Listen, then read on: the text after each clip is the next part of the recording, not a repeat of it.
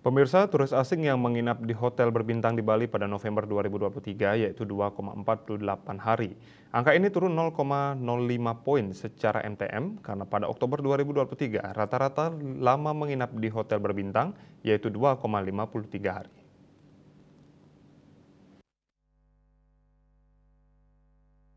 Sedangkan secara YoY, rata-rata lama menginap tamu baik asing maupun Indonesia mengalami penurunan sedalam 0,03 poin, yaitu dari 2,51 hari pada November 2022 menjadi 2,48 hari pada November 2023. Statistisi ahli media BPS Bali, Imade Agus Adnyana belum lama ini mengatakan, jika dilihat dari kelompok tamu yang menginap rata-rata lama menginap tamu asing pada hotel berbintang pada November 2023 tercatat selama 2,89 hari. Lebih tinggi dibandingkan rata-rata lama menginap tamu Indonesia yang tercatat 2,11 hari. Bila dilihat, menurut kelas hotelnya rata-rata lama menginap tamu asing tertinggi tercatat pada Hotel Bintang 1 selama 3,42 hari.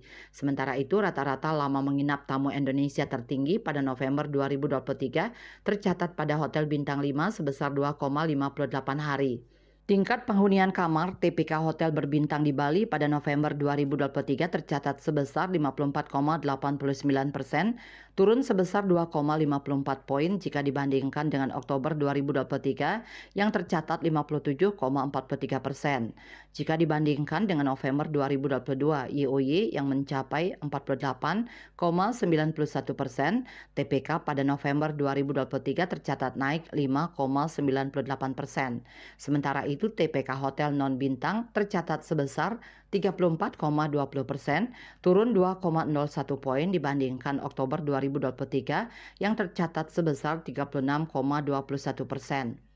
TPK Hotel Bintang jika dilihat berdasarkan wilayah kabupaten kota, TPK paling rendah tercatat di Kabupaten Klungkung yakni 18,04%, turun 23,52 poin dibandingkan November 2023. Sementara itu TPK Hotel Bintang tertinggi yaitu di Kabupaten Bangli yang tercatat sebesar 63,33%, naik 8,25 poin dibandingkan dengan Oktober 2023.